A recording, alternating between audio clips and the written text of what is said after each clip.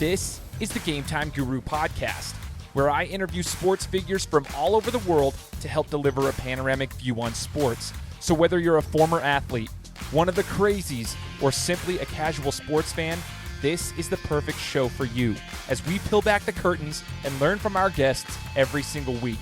I'm your host, Shane Larson, and I'm helping you see sports through a different lens.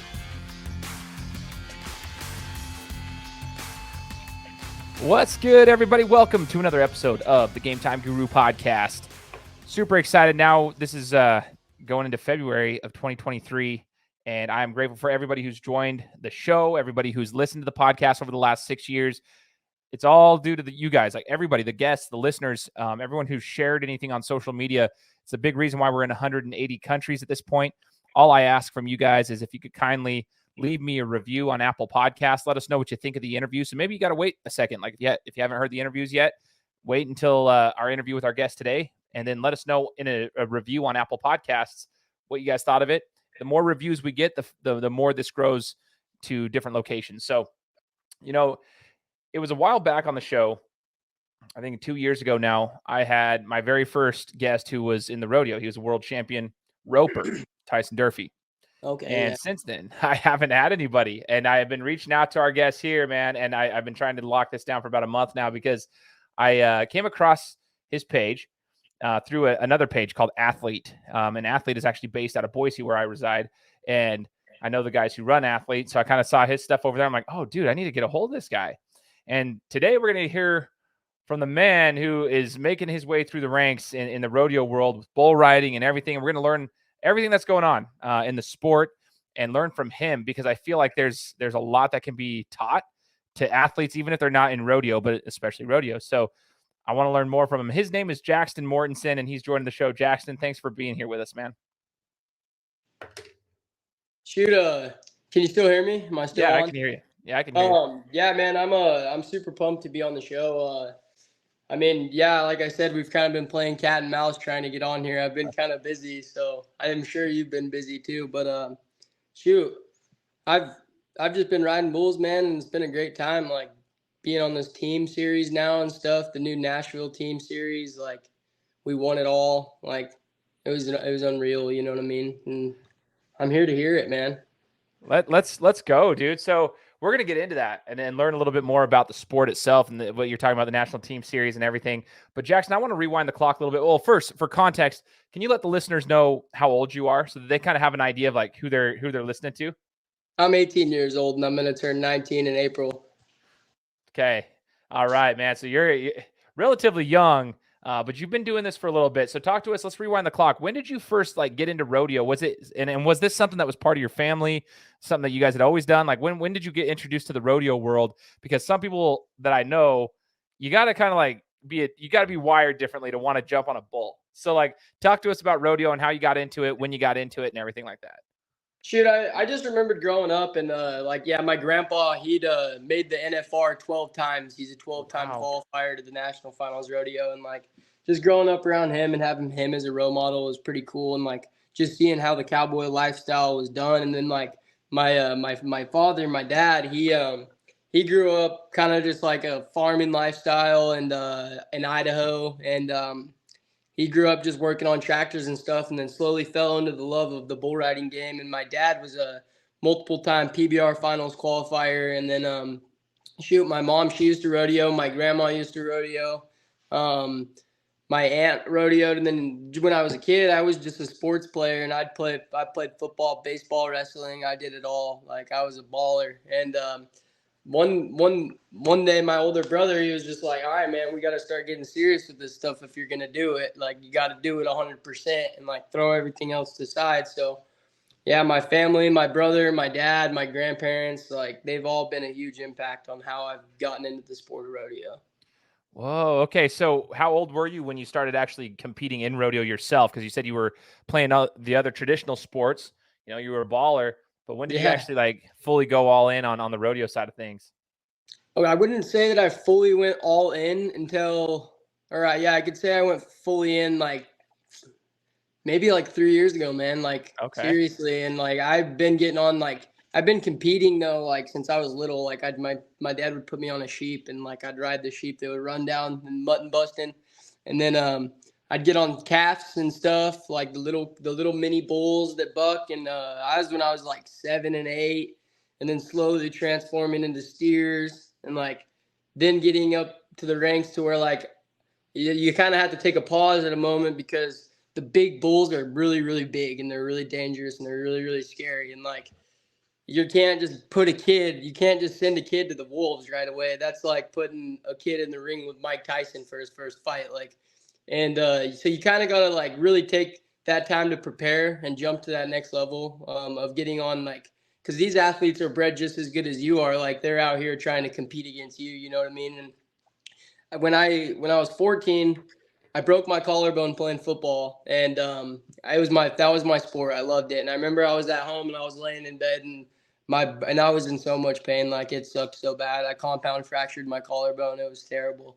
And my brother, he comes in and he's like, "Man, football is not your sport." He's like, "It's our." He's like, "Yeah, we love it." He's like, "But you get hit every single play, man." He's like telling me like the details, and I'm like, "Dude, you're right, but I love football." And he's like, "I'm telling you, Jax, you can take bull riding to the next level if you're serious." And this is like my older brother, like the guy that always rides bulls the best to me. And I'm like, "All right, man, excuse me, I'll take your word for it." And he so that was like when my turning point was I quit everything and I quit all the sports that I was doing, and I started working out hard to riding bulls, and I just went full gung ho. So from the time I was about 14 and a half to now is like when I've just been on one, just going, big bulls, like going and entering everywhere I can, you know? Man, that's so crazy, dude. So a lot of those things that you said are interesting. One was just kind of like the time frame in between from going from like, you make your ways up, but you can't just go onto a bowl, like a big bowl immediately. So that's interesting to know for those who don't understand rodeo. Like, yeah, it makes sense. You can't just throw them in the ring and with Yeah. Mike Tyson, essentially.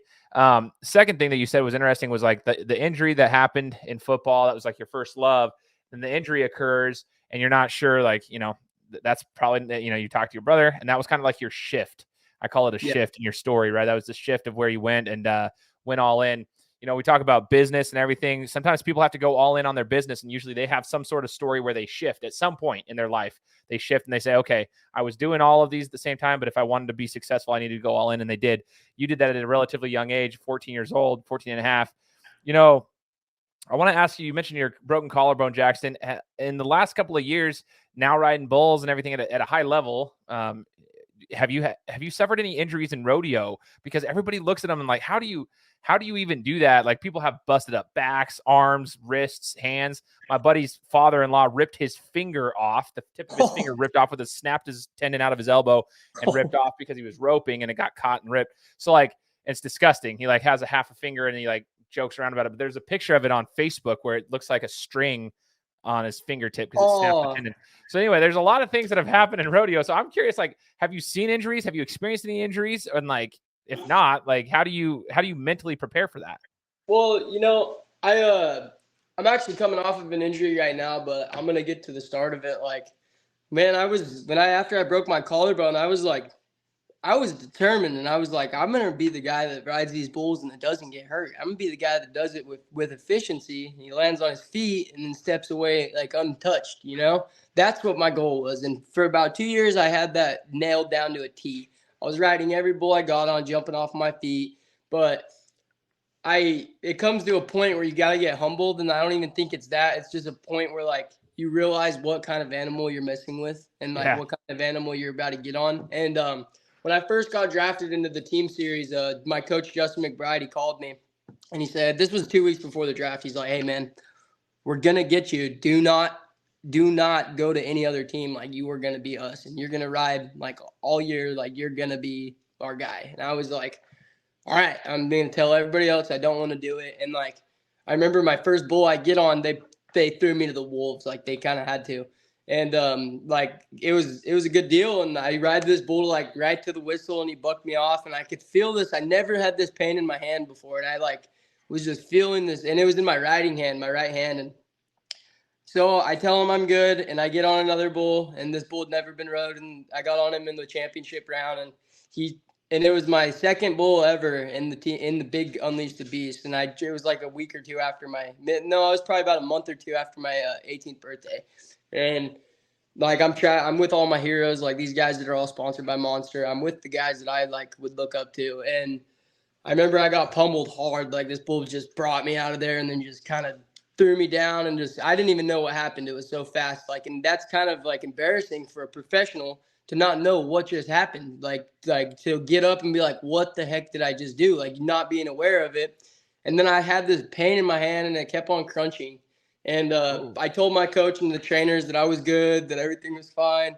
And then we went to Tryon, North Carolina. I drew this bull named Moneymaker at Danny Mason's. He's this big red bull. He's the money bull, Moneymaker. And I was like, all right, now's the time. Like my hand, I knew my hand was broken. I was the only one that knew that. I would not let anybody else know that. I was just like, I got this. Like I got this. And this bull gave it to me. Like I rode him for like 7 seconds and he jerked me down, hit me in the face. Like, and I got off and I was like, and the doctor, Tandy Freeman, the sports doctor, he grabbed me and he said, Jaxton, we're flying you to Dallas tonight. You're not getting on tomorrow. We need to get somebody to look at your hand.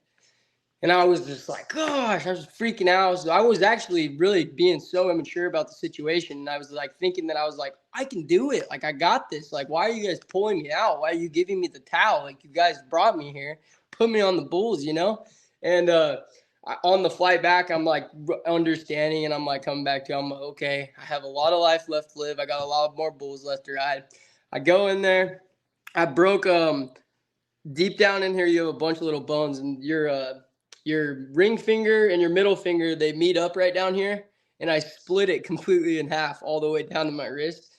And so it breaks, and now I'm in Dallas, and I'm like sitting in bed for a week. I'm just like so mad. I had to go to training camp with a broken hand, and it just sucked for me, and it was kind of like a mental thing to come through because it was like right when I got in there, and I didn't even get to show them who I was or anything. And so my hand gets better. I had to wait, like I waited until the doctor said that I was good. So it was about like 2.5 months. I mean, that was like when it is healed. It wasn't when it was like good, but it was Yeah, healed for yeah. sure. And so then I started taking the initiative. I have my trainer is he's on Instagram as the bearded black cowboy, and he's a bad son of a gun. He is one of the best trainers in the business. He trains me and my Brazilian buddies, and like he got me right, and he made everything work out for me. And I started riding bulls. I jumped right back onto things. I started winning. I started kicking butt. I went and took third up at the King of the North finals up in North Dakota. Chad Berger had a thing up there. I was riding good. And then the PBR finals comes around, or the team series finals right before the team series. And I go to the Fort Worth stockyards, and I got this bull named Sucker Punch, and he's never been on by a human, and he's the #1 futurity bull in the world. And I was nervous, but I had confidence, man. Like I was a killer at that point, and I was ready to go. And shoot, I rode him one jump, kind of felt good and really strong. And the second one, it kind of just took everything from me. And then the third jump, he brought me down. And he was about to hit me in the chin, and I just covered my elbow. And he exploded my elbow. He broke my radius. He broke my ulna. He broke my humerus. He messed it up really bad, and my arm was just like hanging down, and I didn't. And that's the injury I'm coming off of right now, and I'm getting on Monday. I'm gonna get on Monday. I'm cleared to get on now. So. Whoa, dude, that's a pretty brutal injury, bro. Oh, it was brutal. Oh my goodness. Yeah, that scar is wild, man. It was wicked. There's no bone in my elbow. There's like mainly metal. Like it's not.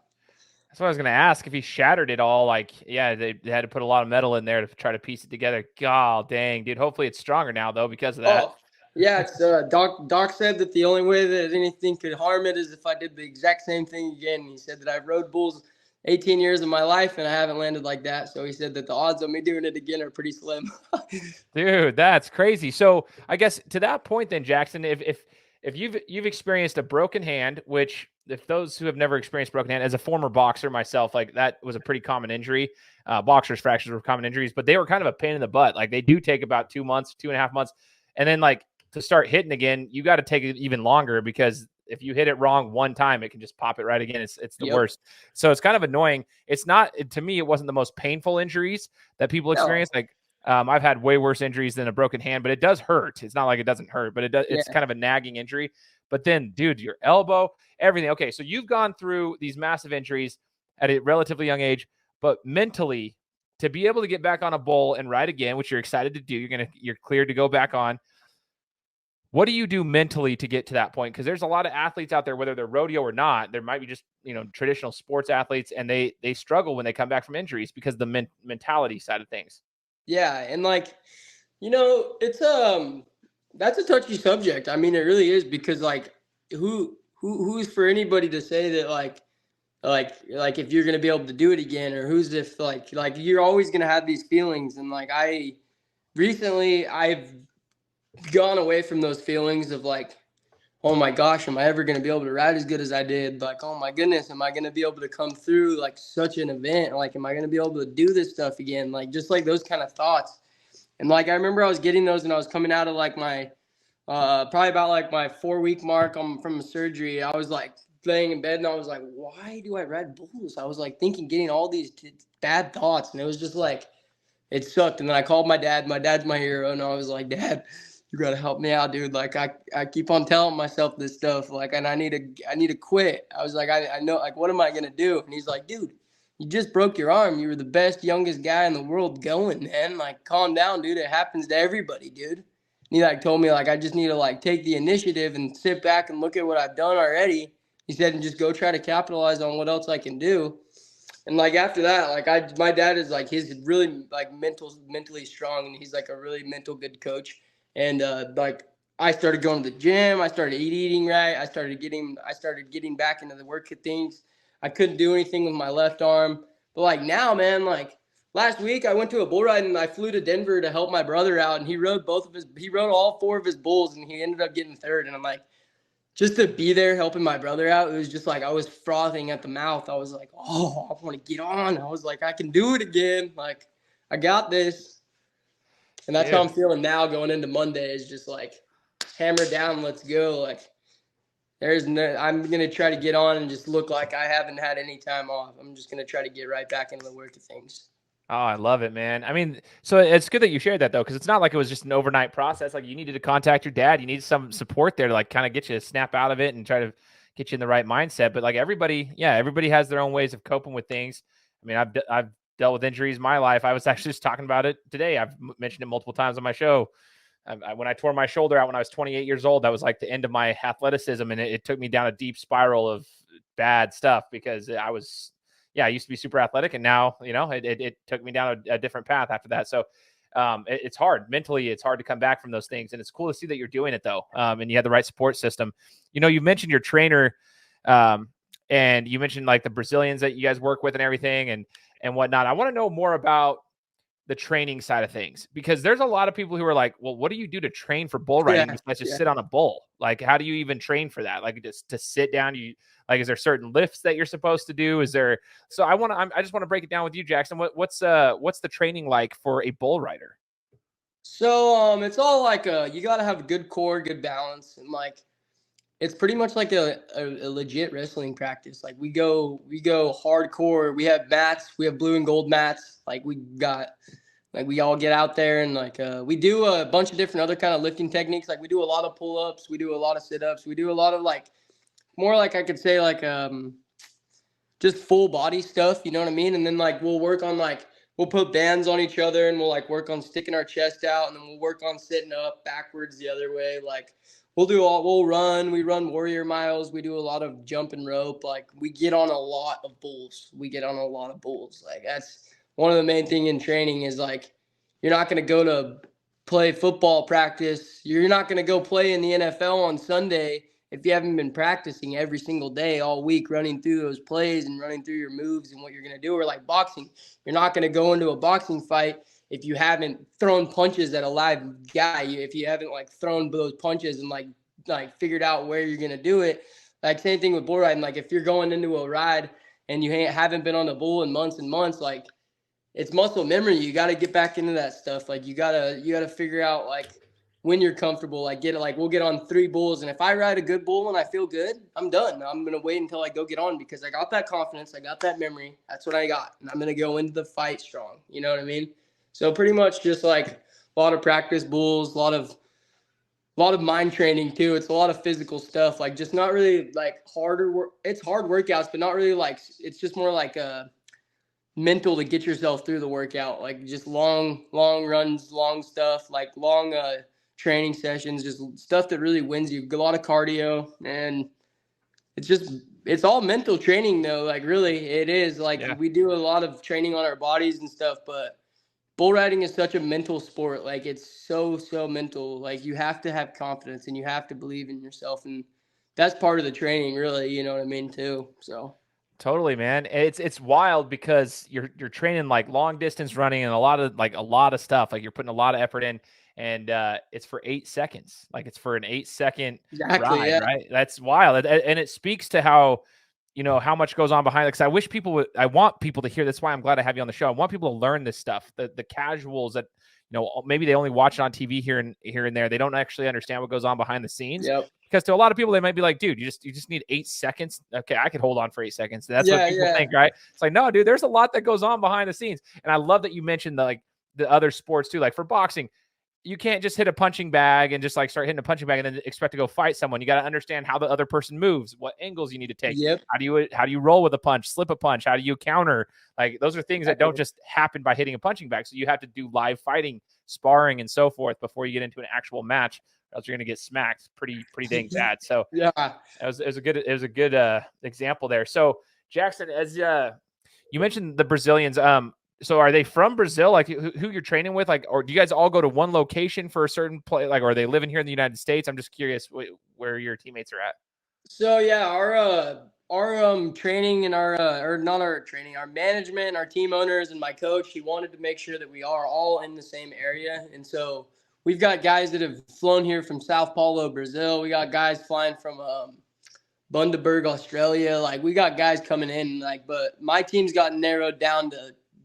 We have a really fine set and a fine group of the best Brazilian bull riders, if you ask me. And then we have like the top young talent of American style bull riders on our team too. And like, yeah, we all live like like about 40 minutes apart from each other, and we all go and we train in my trainer's gym. He has like a good gym there in Whitesboro, Texas, and well, the gym's in Gainesville, but my coach lives in Whitesboro. Like all my buddies live in Decatur. Like we have one guy that doesn't live here, and he lives in South Dakota, and he just flies in. His name's Mason Moody. He's the other young gun on the team. Me and him are always duking it out. He always stays with me though. Like whenever we go fly places, none of the old guys are like, we don't want to hang out with these young bucks. So me and Mason get to hang out. Oh, that's cool, man. It's cool. The Brazilians, I served a church mission in Brazil for 2 Oh, years. really? Yeah, so I served down there. I lived in So did Brazil for 2 my years. uncle. My uncle did a church. He was a Mormon, and he was a Yeah. missionary in Brazil too. Yeah. Yeah, that's what I did. So I lived there for 2 years. That was back in 2008 to 2010. But what's interesting about that is like everybody thinks of Brazil as soccer, right? Because Brazilians have that's their sport. But where I Yeah. lived was a bunch of cowboys. So I lived in the South, and there was a city that I lived in called Vacaria. And in Vacaria, they had it was all we call them gauchos, and all the cowboys down there, like they rode horses across the city and stuff. It was like so different than the rest of the country, but like they were always riding their horses everywhere. Well, that's where I learned all about like Brazilian rodeo and like how and Brazilian bull riders Yep. and stuff. And it was actually a huge sport. Like it's a very big sport within the niche of people, just like it is here in the United States. Like there's a niche of rodeo people that like it's a big sport. There's big money in it too. And they travel the Yep. world and stuff. And so that's why I was interested. It's cool to hear that you got people from all over the world. And that was my other question I wanted to ask you. Rodeo is an awesome sport because of that. You get to learn different cultures and so forth. So maybe you mentioned Australia, you mentioned Brazil. I mean, there's people from all over the world. And just in the years that you've been competing, Jaxton, what would be one of the things, I guess, that you've learned from different people from different cultures, like one of the biggest life lessons you've learned? So my role models are the Brazilian guys like Kaique, Pacheco, Silvano Alves, Denner Barbosa, like Joao Henrique Lucas, Claudson Rodolfo. Like those are my role models. Those guys are my like I want to be like them when I get older. And like it's just because they don't have it like how we do. Like it's kind of crazy like to think about and like you don't really think about things as like that differently. But my buddy Kaique Pacheco, he's like the Iceman. He is the best bull rider going right now. They say he's gonna be the best and go down as it like. And he didn't get on a bull until he was 12 years old. He didn't have any equipment. He didn't have any stuff. He didn't have anything like that. Like, and for him to just like be like such an impact on people like that, but not only that, for him to just be like healthy. Like he's a healthy athlete. Like doesn't drink, doesn't smoke, doesn't do anything, doesn't taint his body in any way. He's always trying to better himself. He's always doing something. He's always in the gym, and he's always like around the animals, and he's always like learning from the animals. Like he's always with his bulls. He's always like watching the bulls walk, watching what they do, watching when they eat, when they like. He's very, very intelligent, and like learning like stuff like that is like, dang, like this guy is so elite, and he's bringing his ways of doing it over here to like where the typical cowboy way was just like drink a beer, smoke a cigarette, and then get on a bull, like because you're a cowboy, you know.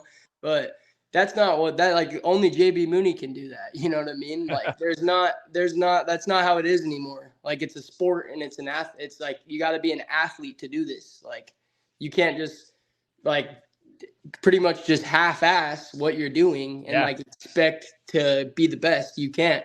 And like that's one thing that I've taken away from these guys is like their work ethic and their want and their drive to be the best and to like not be the best for anybody else, not to beat that guy.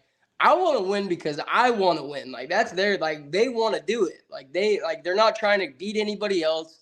Like not like I want to beat that guy. I don't want that guy to beat me. They're like, no, I'm gonna win. Like because I'm the best. Like that's what they say. So like just their mentality, their way they work on things. That herba mata tea. Oh my goodness, amazing.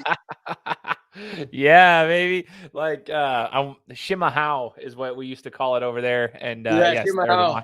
yeah, dude, it's always super, super good. That's cool, man. It's cool to hear what you're learning from those guys. And what's interesting is something you pointed out is just like how that particular guy didn't come from the same circumstances. And I don't think a lot of people Yeah. understand that. When you learn from different cultures, you really see, you're like, oh yeah, he didn't come from the same like Yeah. situation I did. They didn't have all the same resources, but he made it happen. He figured out. Like And, he told go me ahead. this he told me this story one day and like it struck my mind because like I grew up riding animals, being able to get on stuff, like being able to look at myself. He said that the way he crafted his talent and the way that he crafted his form, he would look at his shadow when the sun would get right above him.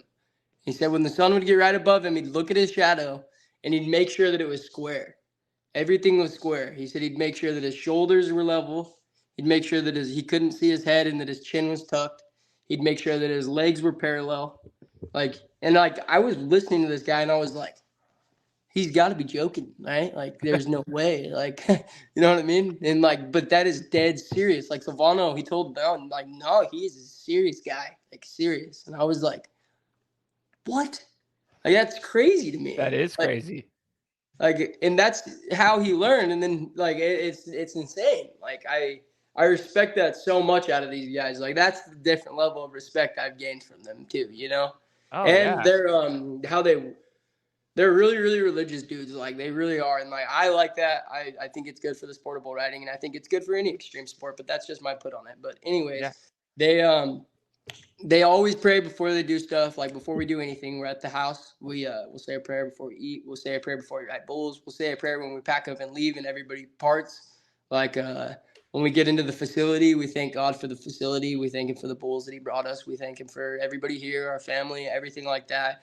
And I feel like that's just like no teams do that. Nobody does that. And like for me to be a part of a team that's like so culturally entwined with what's going on, it just makes me happy as a person because like I don't have to hide anything anymore. Like I got my boys and they got me and like we all feel the same way about one thing and it's good and it's good to have around, especially as a young person, I think, you know. So cool, man. Like it's so cool the culture that has been brought around you, like the brotherhood aspect of it all, the religious aspect. I respect that a ton. Like I love that you just mentioned like being grateful for the bowls that the Lord has provided you, being grateful for the facilities, being grateful for your food. Like praying and communicating with God and bringing that aspect into rodeo. Like, it's good for any sport. It's good for any person, in my opinion. Yeah. So like, that's awesome, man. That's so cool. Good for you guys. That's so dope. Thank you. I appreciate that. Yeah, man. This is interesting. I love learning from you, man. So my question here is, okay, people talk about, this is a question I've had my whole life about bull riders specifically. When you're on the bull, like, there's got to be like, does your time just like stop? It's only 8 seconds, right? But does your time like stop in your head? Does it feel like it's like 20 minutes? How does it feel when the gate opens and you're going? Like, can you hear everybody? Do you block them all out? Like, how do you even focus what's going on in your head as the chaos begins? I mean, a lot of people can block stuff out and like block out sounds and stuff. And like, yeah, I can block out sounds, but like, I swear I've heard my mom yelling for me in the stands. I swear, like, it's crazy. Like, but like my brother, like if I'm riding the bull and he's like, yeah, spur him, I could hear that. But like when I crawl down into the chutes, it's like a surreal feeling. Like when you actually crawl down in them and like you mean business, like how I do, like not like how a lot of people that say that they're bull riders, like I get in there and I mean business, and it's like my mind switch turns on, and it's like I'm in there and it's just me and the animal, and I try to become one with him. Like I try to feel him. I try to feel him if he's going crazy. I try to just like give him the sense that I'm a calm guy. Like try to just like calm him down. Like, but I'm telling you though, you got to have an internal clock set in your head when you nod your head, because like it gets long. It does. It gets a really, really long time. And I feel like the longest part of the ride is like, that clinch point between 5 to 8 seconds, or 5 to like 9 seconds if you're going to stay on that long. But like out of the gate, that's like that's so quick. That happens so fast. Like your bull's going to fire out of there and he's going to pick a spot, left, right, maybe even fire out again and then pick a spot. And like, that's like I call that like my tracking time, because you got to track them out of there. Like you track where they go. And then as soon as they change their lead and hit their spot, then you have something to read off of. But at 5 seconds, I feel like it's just a different game, because that bull brings another force. Like, especially these bulls I'm getting on now, they all have a second breath. Every single one of these bulls I'm getting on now has a second wind. So it's like, dang. It's like, because like you used to be able to ride him for like 3, 4, 5 seconds and be like, oh man, he's going to be easy and he's going to die down and get weaker hearted. None of these bulls here are weaker hearted. All these bulls are just like us, and they're out there trying to buck you off, you know? And at that mark right there, they catch another gear and they start bringing it harder. And like, that's when you have to really dig down deep and like go to them again. Like how, like when they just fired out of there.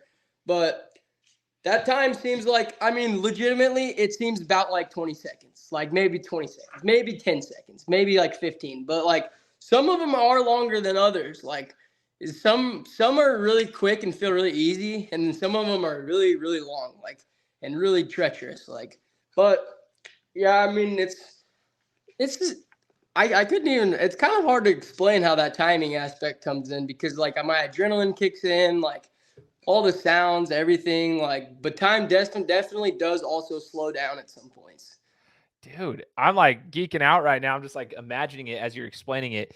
Here's the question then too, Jackson. One of the things I've always thought as a spectator is I'd almost be just as scared getting off the bull and trying to get out of there as I am just being on. I'd almost want to just ride it out and like wait till he calms down. But you know, there's got to be a process there too, like jumping off. Do you guys train for that? Like how to get off the bull and get the heck out of the way before he goes crazy? Yeah, so that goes back to practice. Like, okay, you want to get on the bull in the practice pin, you're not just going to open your hand and just like slide off of him and just get your shit rocked. Like, no, you're going to try to jump off and land on your feet. Like, and like, my deal is like the Brazilians teach get off away from your hand, and the Americans teach never get off away from your hand, because it's just the different styles of riding. And like I've gotten to where like I can just, if these bulls buck so hard right now that I get on, and I'm so little, so like I can just lean back on their butt and they just like just launch you, and you have to like open your hand and catch that timing and like be able to stick it, like to be able to stick that landing. And like sometimes though, you don't really get the opportunity to like get a perfect chance to get off. So you kind of just got to wing it and like hope for the best. But you know that when you hit the ground, you have to be running every single time. You have to hit the ground. These bullfighters are unreal. You'll probably never get touched. You probably, like nowadays, a bull rider will probably never get touched by a bull. And when he does, he's going to get touched really, really like a lot. He's going to get like touched. And But I feel like, yeah, you like, I'm always thinking right before I get off, and I'm like, ride him for 10 seconds. Don't ride him to the whistle, ride him through the whistle. Like, don't punch the guy, punch through the guy. You know what I mean? Like, don't Yeah. ride to 8 seconds, because what happens if you ride to below 8 seconds? You know what I mean? Or like, so I say right there when I'm in the chute, or like when I'm about to get on, I'm like, ride him for 10 seconds, jump off on your feet. Ride him for 10 seconds, jump off on your feet. And like, that's what I'm trying to get in my head, because that's all I need to do is just ride for 10, then jump off of my feet, and then I can do it again tomorrow. Like, every single time. Ride 10, jump off on your feet, do it again tomorrow. Like, that's my motto of going to it. Like, really. Man, it's so interesting, man. Everything you said right there is perfect because it answers a lot of the questions I had. I love that you were talking about like becoming one with the bull. Like every bull is different, every animal's different, and you have to kind of figure them out. And you don't have a lot of time to do that, so you kind of just do your best. Like you said, you get in the chute and you're sitting there. You're like, you try to become one with them, let them know that you're calm. And I'm sure that doesn't always like help them calm down, but maybe it does sometimes. And so it's like you just you just got to respect the animal and understand that every animal is different. There's a lot of stuff out of your control, but then that's where your training comes in. And I love hearing all the ins and outs. But here's the other thing I wanted to ask. For me, it was interesting when I was a boxer. It was different than football and basketball for me as I was growing up. I competed in all those sports, but when I was boxing, because it was such a violent sport, and I loved it. Like, don't get me wrong, I loved it, but surprisingly enough, you'd think I'd be listening to music that was like hardcore violent music to get pumped up to go hit someone's face. But in fact, I was actually listening to Michael Jackson. That was like my go-to. Michael Jackson. All right. And it would like slow my breathing down. It would slow my nerves down because I'd start to get like my adrenaline pumping too soon. I'd be waiting for my match, and I'm waiting for other guys to finish their matches, and it was taking forever.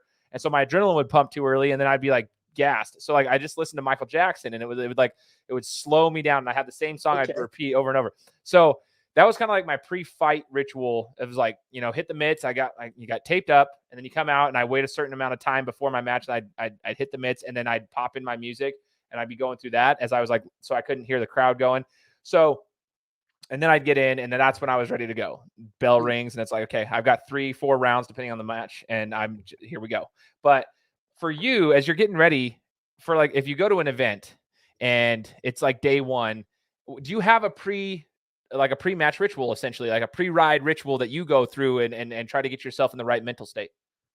Yeah. And I mean, like, shoot, it's a little bit that's a little bit different than boxing, because like you kind of don't really get that glory of like just sitting there and by yourself for a minute right before you get on. So like they are playing tunes, and like, yeah, I go and I'll hang my bull rope on my bull, like, but talking about music though, I always listen to pump up songs, like getting into the like facility, like when we're rolling into a Toyota Center, the Honda Center, anywhere, like when we're going somewhere and it's a big place, or even any bull riding, I'm gonna be playing that Icky Thump. I'm gonna be playing some freaking Kid Rock. Like, you better believe it. Like, you're gonna think that there's some rock stars coming in. Like, we're gonna be jamming, and like, I really like it. But I do calm myself down too with some music. If I do get to the point where like my heart's over here and I'm like, oh goodness, like, God dang, I gotta get on the bull. I'm gonna play some Odessa. It's pretty much just like instrumentals, and Oh yeah, you gotta love Odessa. Because like at some point I tell people this all the time. Like, I've told my mom and I've told my dad, and they say that I'm a jerk, but like I just don't like to hear people talk sometimes. And like I don't like to hear words out of people's mouths. Like, that's just like you've probably been there too. Like, sometimes it's just all right to not hear words. And so that's like why I like to listen to that, because like you don't have to hear anything. It doesn't have there's nobody talking. There's no annoying sounds. Like, it's just that. And I feel like that's what calms me down a lot. And like they say, like, you're so selfish, you're so rude. I'm like, no, that's seriously how I feel.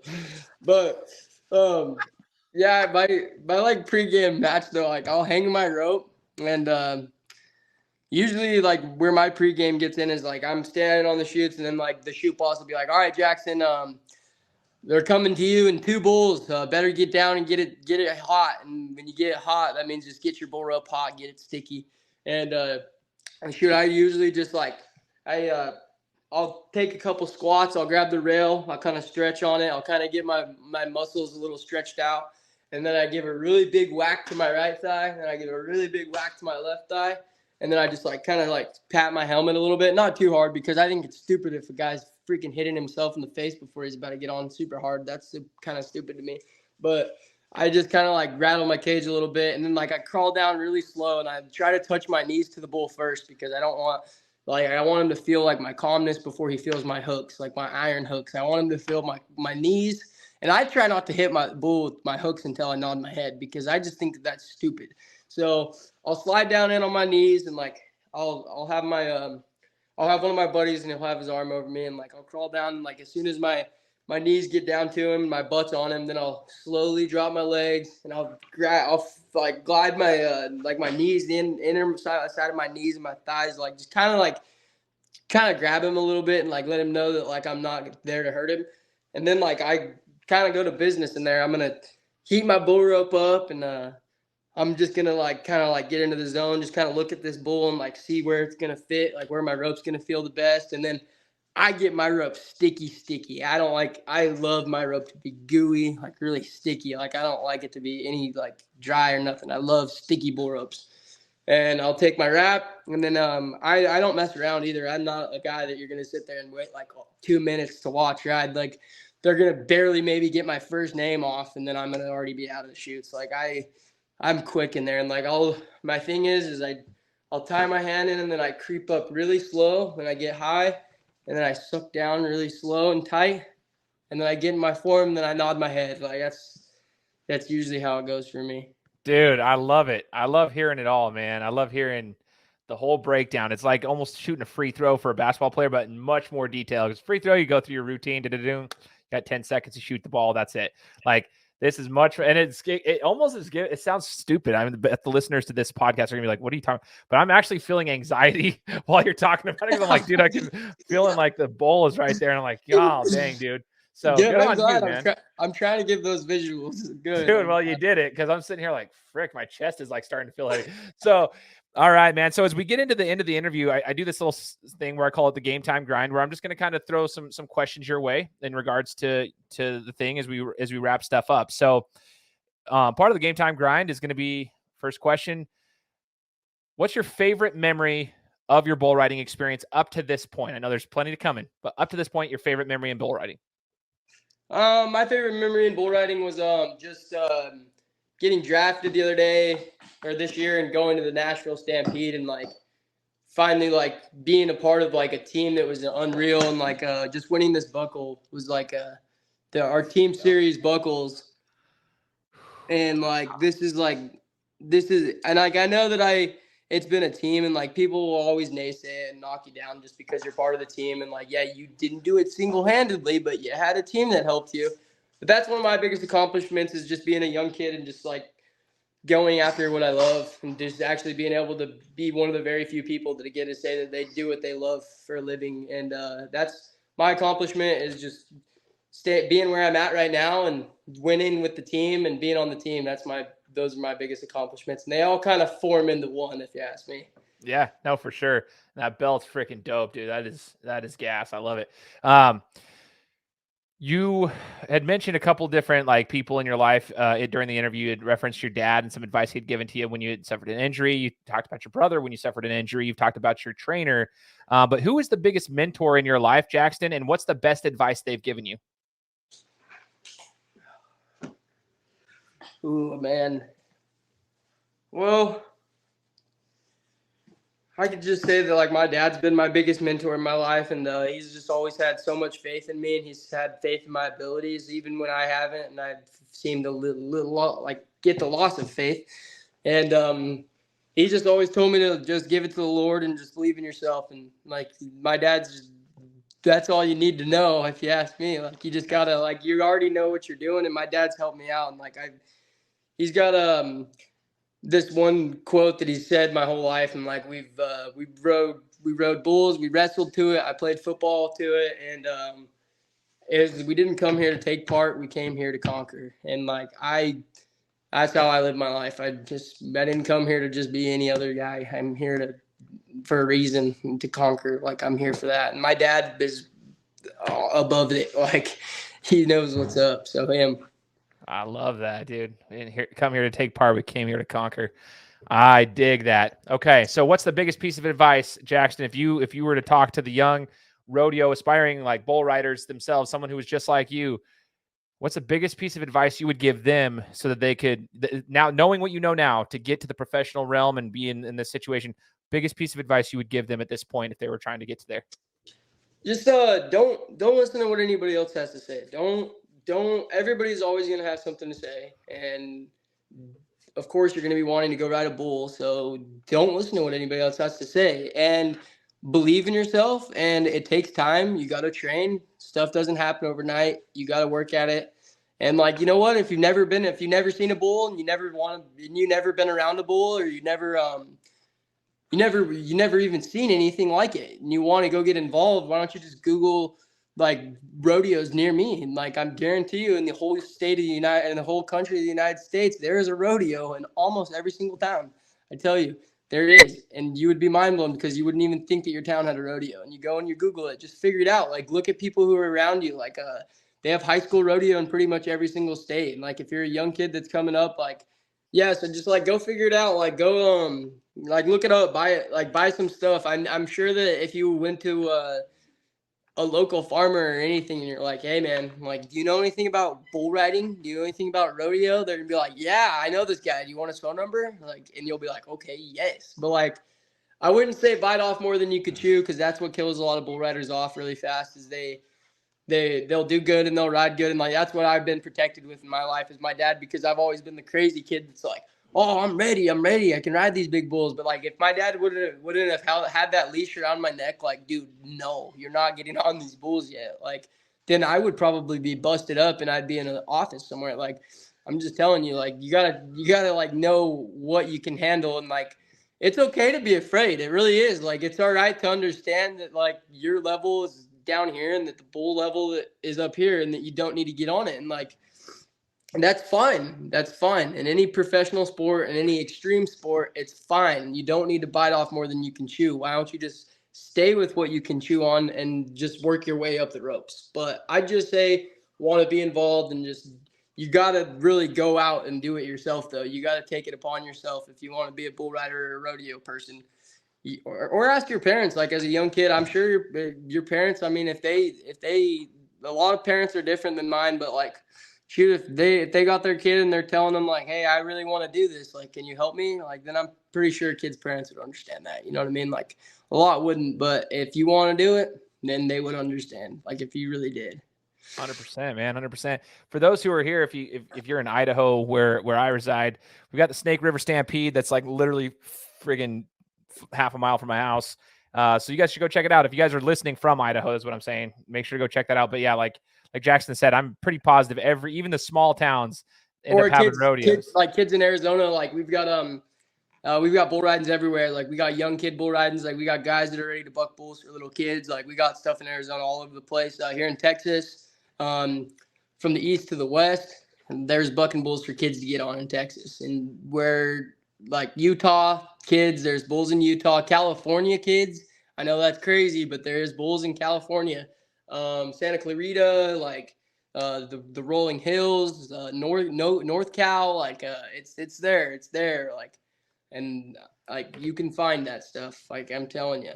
The Roadrunner restaurant and saloon, that is one of the places where I grew up riding, and it's in Arizona, and it's off of 17, and it's in New River, Arizona. It's one of the best places for a young guy to start getting on bulls, because you get into the mix. There's everything there. You get money, you get your paycheck, you get your buckles, you get on good bulls, and that's the perfect thing that a guy needs to do to get into the sport, if you ask me. So yes, that's what I like to hear. That's the point of this. We want to educate people and help anybody else out that might be listening to this and be like super intrigued. So my last question for you, Jaxton, is what do you expect, or what can we expect from you? I guess, like, where do you want to be in the next 3 years? Like, if you were to look 3 years from now, where should we see Jaxton Mortensen, or where would you like to be if all went according to plan? I don't think that there's ever any such thing as shooting for the moon too big. I shoot the sky is not the limit, if you ask me. And I am planning on being the champion of the world for the PBR Unleash the Beast Tour. I'm going to plan on being the rookie of the year in the next 3 years. And you know what? That's not even a false sense of hope. That's a legitimate goal that I have right now. And I am determined, and I'm going to put in some work. And then, yeah, I've been out, but I'm telling you, the next time I'm on this podcast with you, I'm going to be a different man, and I'm going to be the same man, but I'm just going to have a lot more under my belt. And I believe it. And I'm trying to do it, and I want to be a champion. That's all I gotta say. In the next 3 years, I want to be a champion, and I want to be doing what I've dreamed of doing more than I already am. That's awesome, and I have no doubt, man. After hearing from you today, that's a definite possibility, right? Like you've got the determination, the work ethic. You've got it all. You got the skill set to go along with it, of course, but all the other things that go along with it. Sounds like you've got a good supporting cast, good people around you, just on your team, everything. Good trainers, good parents, good siblings. Like everything that you need is there, and you got the skill set. It's just a matter of going out and executing. And I look forward to the future, man, when I pull you back on the show and you got the championship under your belt, man. I'm looking forward to that. So I just want to say thanks, brother, for taking the time to join me today. And I'm glad we could actually make it happen because this was a solid interview. So thank you so much, brother.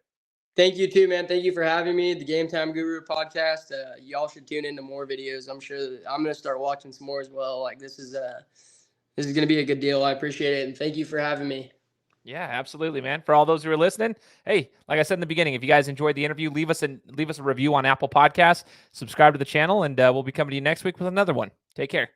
Guys, thanks so much for listening to another episode of my show. Now, if you could go and do me a favor, head over to iTunes, give me 5 stars, and leave me a review, it would be greatly appreciated. Thanks, guys. Appreciate your support.